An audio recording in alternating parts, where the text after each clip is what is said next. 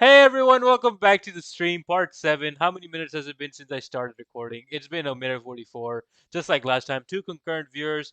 Thank you for supporting the stream, the one who joined immediately. 1 concurrent viewer, the guy left. So, uh, uh, today, I, I said, you know what, maybe I shouldn't just play this alone. I'm not that entertaining. So, I called in my friend Maher, the one and only Caffeinated Analysis, who just released his first video today. Woo! Congrats to my G. Hey, That's pretty badass of you. thank you. And it's in the description right now. If please do check it out. It's really amazing time. I honestly had so much fun, just watching it. And he knows how much I hate theory videos, but Yep, that's I sounds just good. it was a really fun time. So branching off of that, I want to ask my first question. So like I know you and we've known each other for a long time, and you know how much I know how much you love like Marvel, DC, and all of those things. So Yeah, tell me, like, what's the thought process after you? Because this is for a long time you've been sending these long paragraphs in our group texts, but no one ever yeah. reads them. No So, one read, no one reads them. so what's the thought process like after you've watched something like or something new? Well, first off, it usually depends on what it is that I'm watching. These kinds of things that come to my head are usually based. Majority of the time, they're usually for the Marvel Cinematic Universe because that's a situation where you kind of have to, where you not have to, but you have the opportunity to be able to guess what happens next because they have a set way of working. You know, they have storylines, they have payoffs, they have they set a scene in a separate film and then they pay that off in a later film. Most other films that usually are shared franchises, they tend to drop hints, but they never address them later on. So it's really hard to do it in anything other than Marvel. But again, it depends on what I'm watching. Some DC stuff, you know, you can do some Star Wars. A lot of Star Wars stuff you can do this with. But when I'm done watching a show or a movie or even reading a comic book, I think about it for a while and I think about whether I liked it or not. If I like it, then I think about it. And if I'm thinking about it, then I think I need to tell this to someone. And when I need to tell this to someone, then what I usually do before I made Caffeinated Analysis, which thanks to mr.lee, he's the one who convinced me to make this in the first place. So you know, I love you.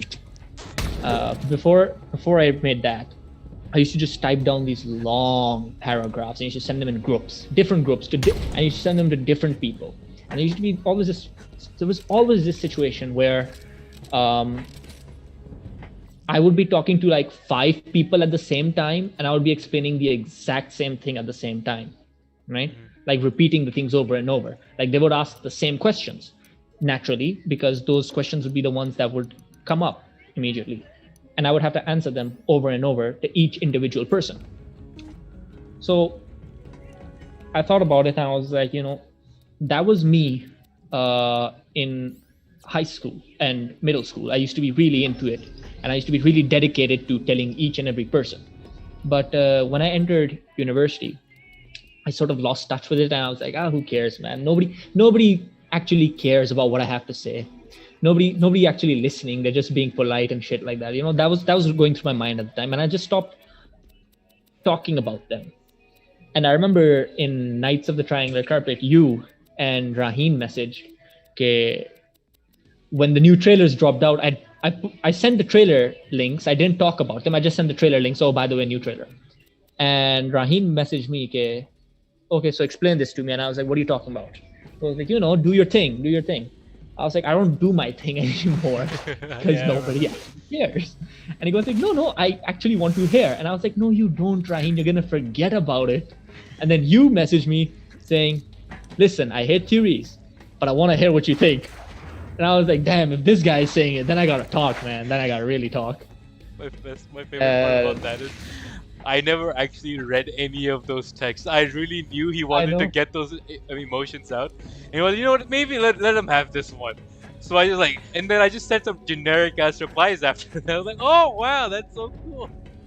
I'm so sorry. And I remember thinking halfway through is when he replied really fast, and I was like, there's no way he read that all.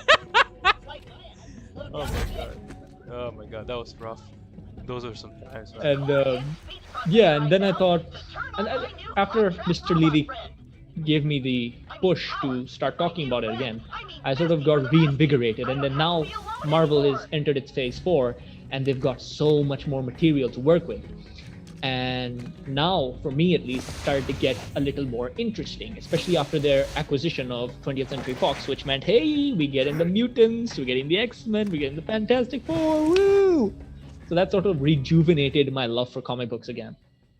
And after the series ended, I recently completed WandaVision, and a few people who had seen it, I did the same thing. I sent them individually long ass texts, and they would ask the same questions, and I would repeat over and over and over. Then Mr. LeeLee again. Every time there's a moment where I change something, it's Mr. LeeLee's behind it. So thank you for that. And he said, "Why don't you make a video on this? Like, why don't you just start making videos on this?" And I was like, "Nah, man, I ain't got the time for that shit." And I really don't. And most He does not at all. my first video, this was a pain to make in a way that I had to really cut it close. I was like, I need to make time for this. And well, here we are. I made the first video. Let's see if I have the himmat to make any others. Because here's the thing, Maher right now, he's in uni, especially, and he's doing like a fine arts degree, meaning his professors are absolute cum stains that assign something the night before it's due. This person's dead. So when he first said, he was like, "Hey, I just finished the script." That was a month ago, by the way, when he first finished it, and then like the script was essentially me taking all the texts I've sent and reformatting it in a way that I'm talking to not a specific person and more a general audience, and giving it more background information. Because usually the people who I talk to over text, they'd already know previous information, so they didn't need to be filled in. So I had to sort of add on background information. I had to give context. By the way, this happened in the MCU. It is a quick recap of everything, right? I had to add that in. That was a month ago. I completed that a month ago. And I was like, all right, time to film this. That didn't happen for a month. And it was rough, especially because I technically already knew what he was gonna say, but then I was also like, "Ah, fuck, I'll just wait." And he could tell I started getting impatient with it too. Because every other day was like, "Hey, where's the video? Hey, where's the video? Hey, where's the video?" And he's like, "Fuck off, bro! I have 3 assignments due tonight." Forget it. Because what I knew, like, if I didn't keep bothering him about it, he would have just dropped it completely. Because he had so much shit going on. He still has shit going on. Right now, I was asking like, "Hey, do you want to play something?" He was like, "Nah, bro, I'm working."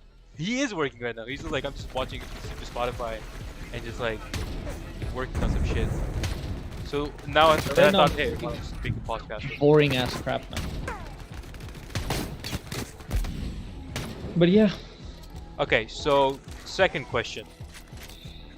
Because now that you released WandaVision and like Falcon and the Soldier come out, and then I'm also telling you to watch Evangelion, and you're also watching BoJack right now.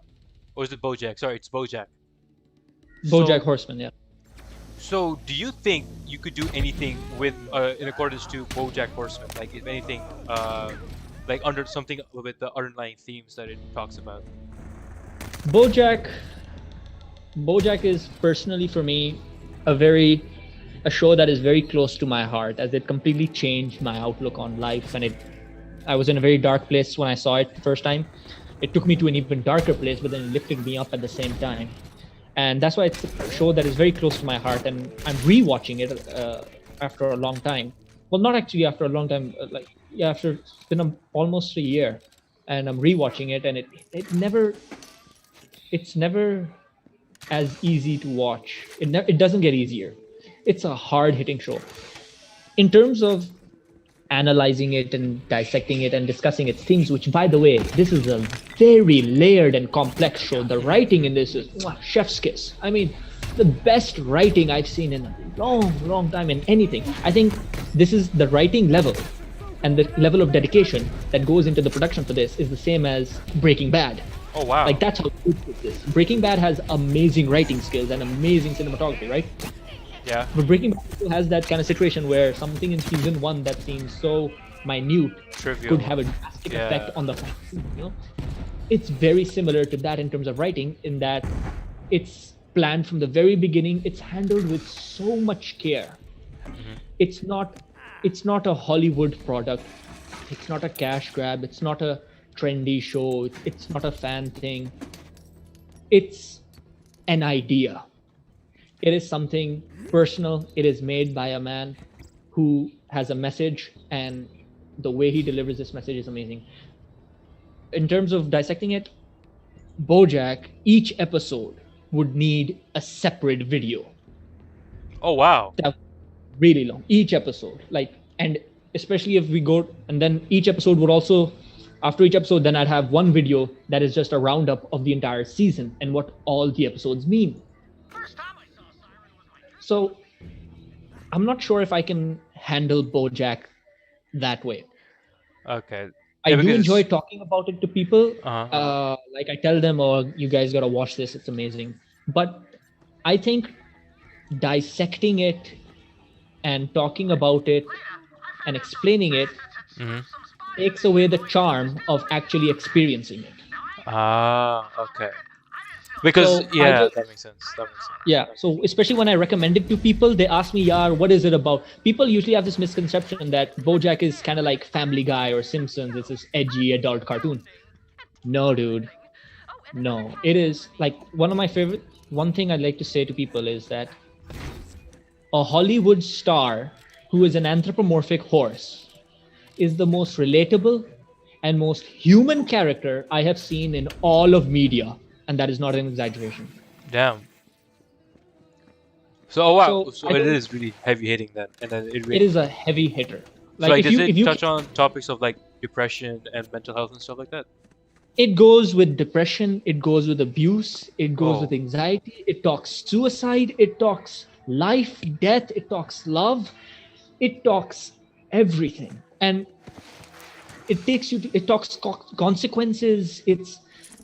There's so much about this show that I could go on and on and on. But again, I don't want to sort of dumb it down, if is the way I would say it. Me talking about it or dissecting it is me disrespecting it. Right. Okay. That's That how I makes would sense. consider it. So I would highly recommend everyone to watch this show, especially if you feel like you've lost everything, especially if you feel like there's nothing left for you. You need to watch this. So- This will either break you or make you. So because of this, I had somewhat of an idea of BoJack beforehand. So that's why I'm telling Maher to watch Evangelion, the TV show, right after this, because holy shit, bro! If that does not want to make you die by the end of it, I don't know what does. In my personal experience, I haven't watched BoJack yet, so I can't say much about that. Because Evangelion, holy hell, I don't know what to tell you, bro. Evangelion is fucked. It really does a. Okay, I'll give you a small synopsis about it. It's about a. Actually, no, I won't give you a synopsis about it. It's really good. It looks like it's gonna be another mecha versus monster anime, but it is so fucking human that it's intense. And my favorite part about it, Shows like these that you need to watch to understand. Yeah. It's shows that aren't there for entertainment. It's shows that hit you. Like I was talking to my friend, and she was like, "I don't want to watch BoJack because it depresses me." And I was like, "You're right, the it point. does. People don't like BoJack because it makes them, or shows like BoJack, like Evangelion. People don't like shows like that because it makes them uncomfortable, because it talks about things that they don't they don't want to want to talk talk about. Yeah. And entertainment, I understand, TV people watch TV shows to get away from life, to get away from trouble, to get away from their problems, to get away from their issues. So that's why people who consume entertainment for that reason can't watch shows like this. Yeah, no, If you it's watch too TV hard. shows for the sole purpose of getting away from life, you cannot watch BoJack, because it will put a bad taste in your mouth. Because BoJack, Evangelion, Breaking Bad, these shows, what they do is they take life, they take everything ugly about it, they shove it down your throat and say, accept it. This is what it is. This is what it's about. Either deal with it or don't. and Yeah. that's what Evangelion does really well. And I feel like you're gonna, for a lot of people, you're gonna like it the most. And just so you know, for context, it is because of Evangelion, it spawned the longest waifu battle in existence. The longest what? Waifu battle. I explained to you what a waifu was recently, right? Yeah. So this shit has been going on for 20 years. 20 Uh-huh. years on which the best waifu is in Do you not understand how horny you have to be that you've been fighting for this shit since you were 8 years old? Good God. See, this is the kind of, no offense to anyone out there, but a lot of the times the anime that puts me off is the kind that just, just shoves it down you. Just for the what's the word, the term weebs? Am I using that right? Yeah, we. Noobs and weebs. I don't know, man. I don't. Noob is for noob is gaming. Oh, okay. Ah! Okay, sorry, I'm reacting to the game. Oh, that's a lot of people. Please. Damn, you died. No, I'm not dead yet. Not yet, What amigo. the hell? Why are you crawling? God, I'm second win. I'm not dead yet, bitch. I'm not dead yet. Why is this part so hard? I don't get it. Ah, I'm gonna die again.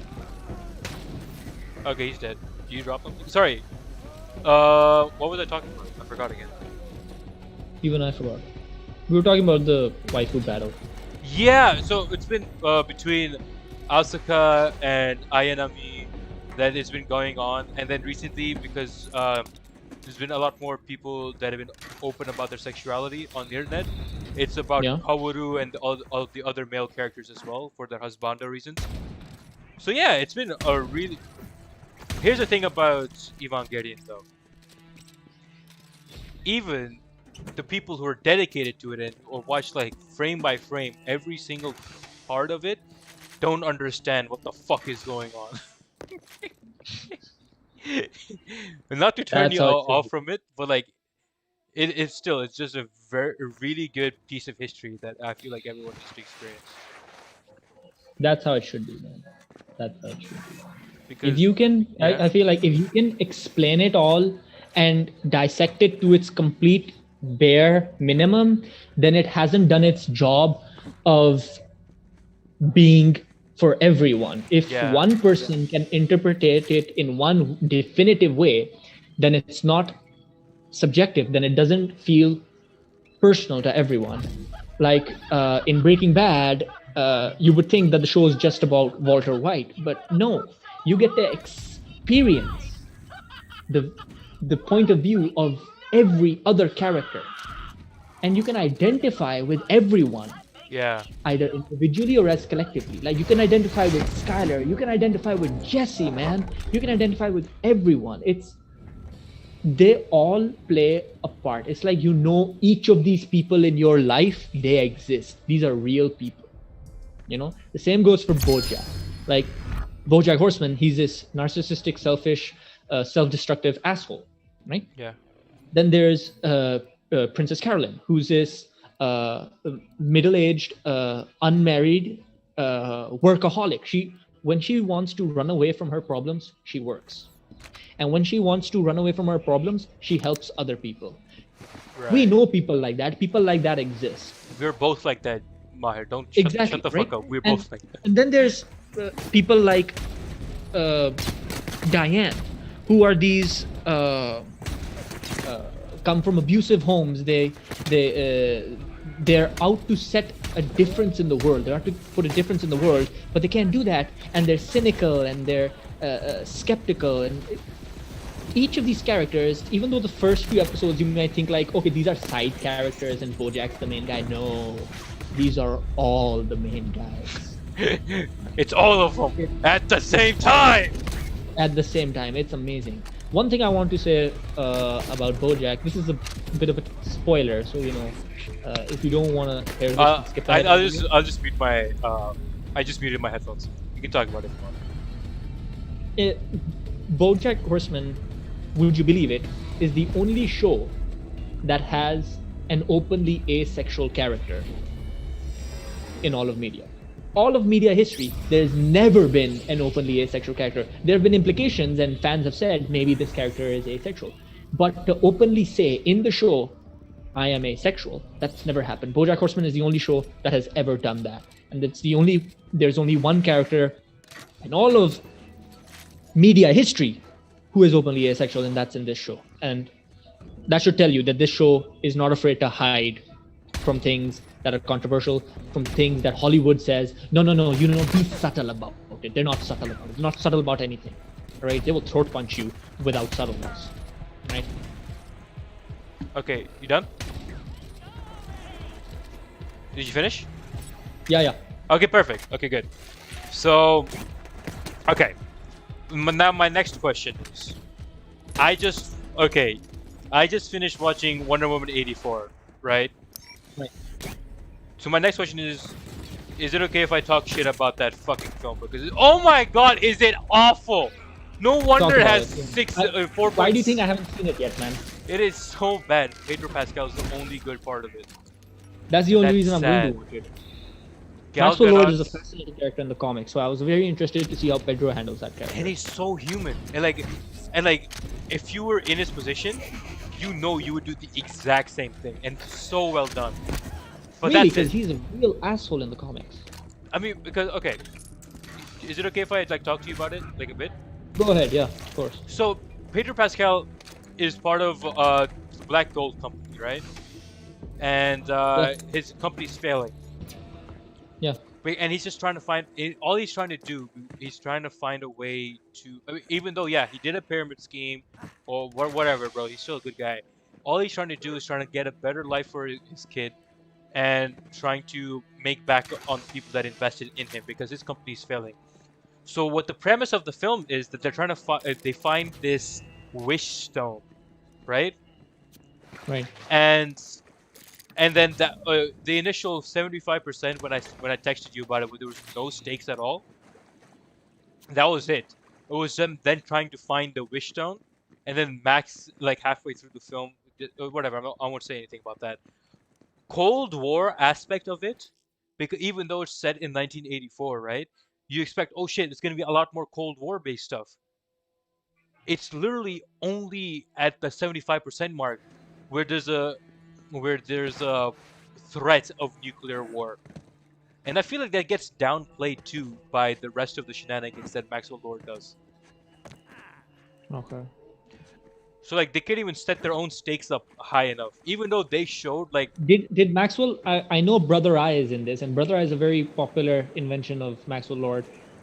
Is showed up many times in the comics as well. Is Brother Eye responsible for the nuclear arsenal? You gotta explain Brother Eye to me. I can't explain it as well as. Brother Eye is this giant satellite he has in the sky that surveils. Yeah, well, the thing is, the way they explained it in the thing is that the U.S. was developing it, and what happened was he convinced the president somehow to let him use it, and then he gets access to it. That's literally it. Like, he didn't invent it or anything. He got access to it. That's all. In some versions, like in Injustice 2, Batman invents Brother Eye. So there's different variations on what Brother Eye, who made Brother Eye and whatnot. Yeah, but this time it's just the U.S. government in 1984. Yeah, that sounds about right. Okay, this is like a lore spoiler for like the rest of the DCU. Is that okay with you? Yeah. So fucking Wonder Woman figures out how to make shit invisible. Okay? How to make shit invisible. Well, yeah, and that literally happens when they make a jet invisible. They literally have the invisible jet in the film. And you're like, oh shit, that's so cool. But the thing is, they throw the creating shit invisible thing out of nowhere. Because she just says it. That, oh, I just made a mug invisible and I still haven't been able to find it. But there was no indication that she actually did it beforehand in the film at all. And that's what I was telling about the tell and don't show type of thing. Like, wouldn't it have been cool, right in the beginning of the film, or like as a post-credit scene in the original Wonder Woman film, that she made something invisible?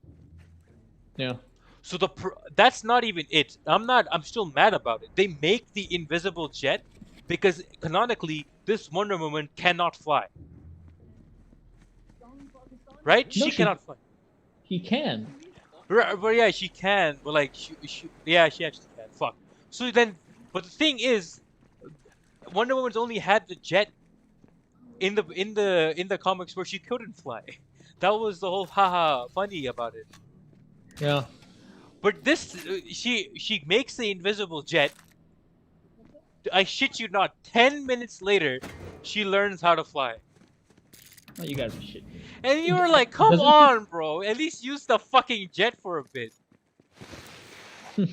And oh, it gets worse. The way they get the jet too is just, ah, it's like they just found an open jet in an airfield somewhere that no one was guarding, and then apparently it was full of fuel, and they just go to Egypt from fucking Washington D.C.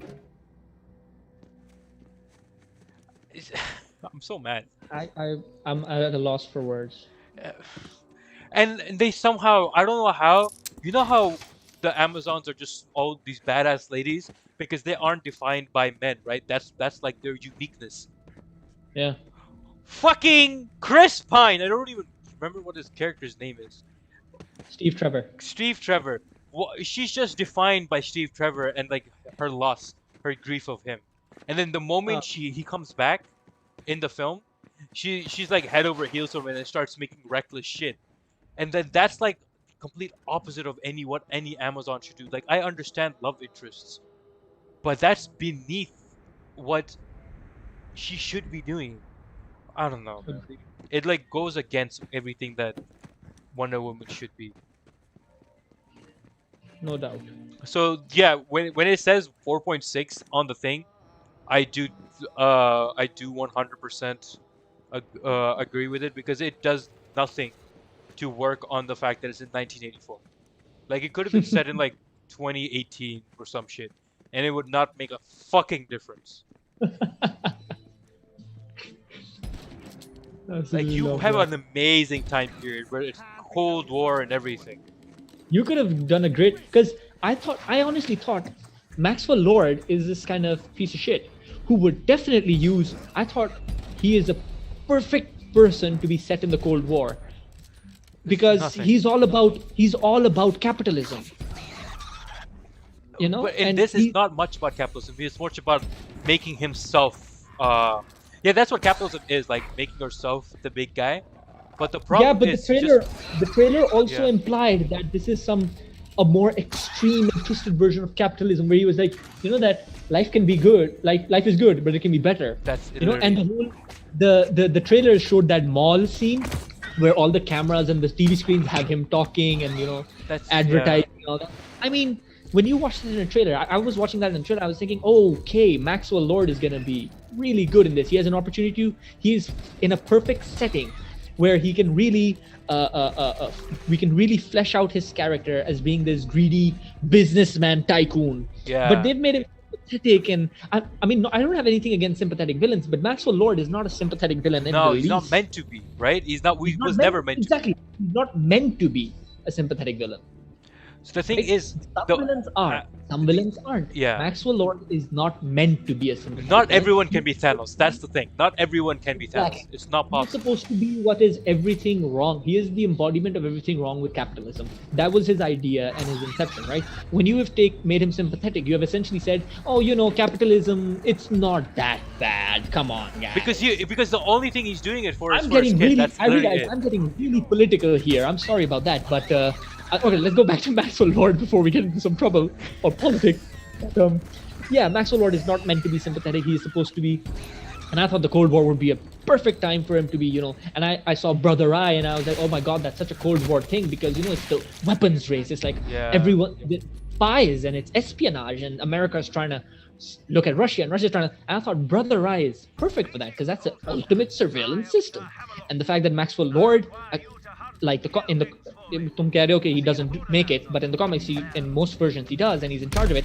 And I thought, watching the trailer, I was really, not gonna lie, I was really excited for Maxwell Lord. I didn't care about Diana, and I didn't care about Cheetah. Like, I was excited for Cheetah, especially Kristen Wiig, but I wasn't really psyched about the rest of the film as much as I was about the Maxwell Lord, because of because I thought if Maxwell Lord was not set, if the film was not set in the Cold War and they had Maxwell Lord, I would not be as psyched for Maxwell Lord. But Yeah, because they set it in it's the just Cold War sad. era and there was Maxwell Lord, I thought, oh my god, 2 and 2 makes perfect. It's just sad because honestly, all the capitalism things does is just set up to the fact that he gets introduced. It only exists to introduce Maxwell Lord. Like it can be And good, then it doesn't but it can it be doesn't better. even That's it. define his character to the point where he's everything wrong with it, you Yeah, see? that's literally it. And the tycoon thing only starts once he gets like the what? That's a spoiler, but whatever. I don't give a fuck. I spoiled everything already. Is once he gets the wish stone, and that is just like such a cheap. It just feels cheap. It doesn't even feel like a good gift. I guess they're kind of giving him an origin story. Does he survive, by the way? Yeah, but like he just says sorry and like relinquishes his power. Oh my god. I thought Abhi tumne kaha na ke the tycoon comes out and the greed comes out. I was like, okay, maybe this is an origin story for Maxwell Oh, Lord. he's reaching And by up. the end, he's Maxwell Lord. But you say, oh, he apologizes. Fucking hell. It was sad, man. Like he was just like, I relinquish, I renounce my wish or some shit like that. Because that's the thing with the wishing stone. You either destroy it or you renounce your wish. Otherwise, it destroys the world. Dude, Because Maxwell Lord in the comics is this sick man. He's a sick man. There have been moments where he's been able to mind control Diana. bro, what the fuck? And he's this he's everything wrong. He's like, you know how Diana is everything is all Diana was made as a sort of symbol against patriarchy.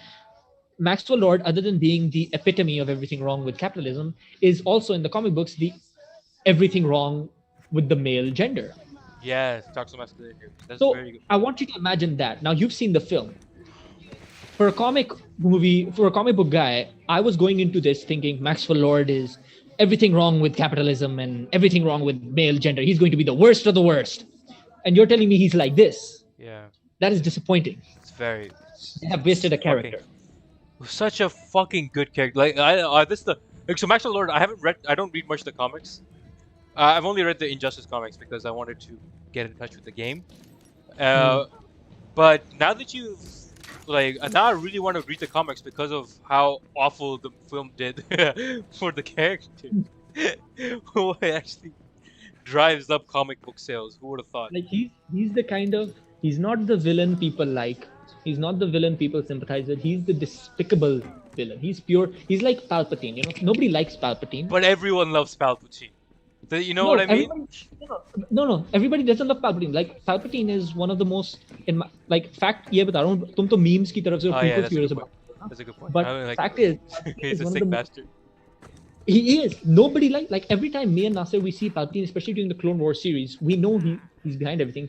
We genuinely get so pissed off at him. Like we want to genuinely say, if this guy was real, I would beat him up. Right? He's not the kind of like, ooh, cool villain time. He's like, oh, or he's a scary villain. No, he's a despicable villain. Those villains are very rare. Yeah, someone I who's mean, this truly bad. someone who's truly someone the audience can root against, someone the audience will cheer for when they lose. You know, you don't cheer when Darth Vader loses. You're like, ah, it was a great battle. You know, Yeah, you it was a don't cheer time. when Yeah. you don't cheer when the Joker loses. You think, ah, that was a great battle. But when Palpatine loses, or when Maxwell Lord in the comics loses, you go like, yeah, that son of a bitch Fucking deserves. eat that shit. Yeah, I get what you mean. You got what's Exactly. coming to you. That's Maxwell Lord. So that's the level of despicable he is. Also, Cheetah that is is- not yellow in the film. What do you mean yellow?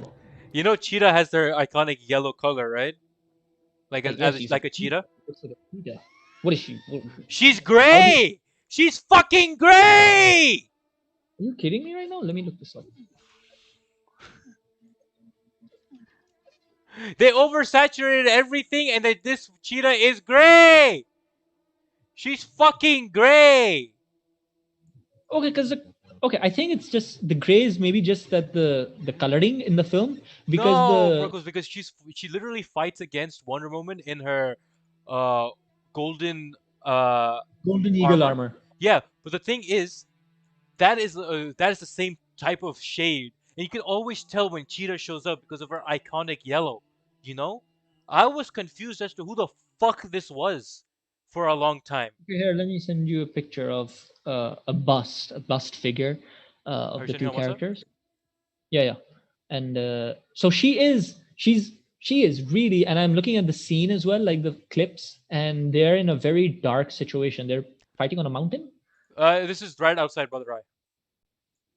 All right, so like yeah, in this picture where it's brightly lit statue, she has hints of yellow, but of course in the Come on. lighting, it's bad choice of lighting in my opinion. Then I was just sad. Like when I saw the fight, the fight was pretty cool, but it also looks fucking cringy shit. It was was very cringe because the problem with the fight was that you've seen the iconic slide that Wonder Woman does, the one that's like a very GoPro-esque slide of Wonder Woman. yeah, yeah. Like that's the only good part because you can tell they had strings on them when they were doing the flying shit. It looked like some old Hong Kong Oh my uh god, fucking bad effect. not samurai film, sorry, a kung fu film. It Dear looks God. so bad, man. I felt like, what the fuck are they doing, man? Genuinely felt that, you know. Yeah. I'm gonna show what you sent me on the stream because look at that, man. Oh, that just makes me sad. The fact that, like, you see the hints of yellow, right? Yeah, yeah. But the Like thing it's more is, like the skin is yellow and the fur isn't. yeah. But the thing is, right? Even right after this, like after this fight, she renounces it. Why are everybody? I don't want to How do watch you this film. lose Cheetah like that? You know? Cheetah is one of her most iconic Actually, villains, man. no, hold on. She doesn't renounce this form. Okay, she doesn't renounce this form. The only reason she gets this form is because Maxwell Lord uh, adds it to a clause of the wish he's getting from other people. So like as people are wishing, he adds clauses to it, like give you, but I get health in it, and then Cheetah gets like fucking all of your rage and all of your anger, and turns her into the apex predator. This is what that means. But when all those people by the end of the film renounce their wishes, right? She loses this form, and it's hinted that she doesn't renounce her wish to be more like Diana, and that's how she gets her strength in the film. I genuinely don't want to watch this film anymore. The only two reasons I wanted to are now shit. Yeah, Acha, but make Pedro Pascal is one of the only good reasons. Honestly, I love Pedro Pascal. He did such a fucking amazing job. he's a Not as the character, because the character was written perfectly, yeah, but but as an actor, he's good. the suave, I shit you not, the suave Pedro Pascal has in the thing, it's so weird because like you saw him being this extreme badass in Mandalorian, and then the suave character of like Maxwell Lord, and it's just like you got you're such a I'm sorry, I glee out at that man. He's a fucking amazing actor. But yeah, So yeah, okay. Now that we've shat on Acha, make Wonder Woman for a make bit. make listen. I Yeah. have to go now. Okay, Okay. No worries. all right. I have some family stuff to do. This was great. I want to do this again, Hell yeah, man. inshallah. Inshallah. Uh, Tell me which game to download. Get Apex. Because Apex. Okay. we need three players, and I don't think Hamza's going to be free at the same time Jahan is. And if you're Okay. free and Josie's free, then we get because it's only for like three people at a time. Okay. I don't know if I have enough space. I'll try to see if I do, but we'll do that again. Okay. Thank you, Perfect. everybody, for Thanks watching. for I'm joining, glad. everyone. Yeah. And check out Caffeinated Analysis. Link is in bio, I think. Is it? It is. All right.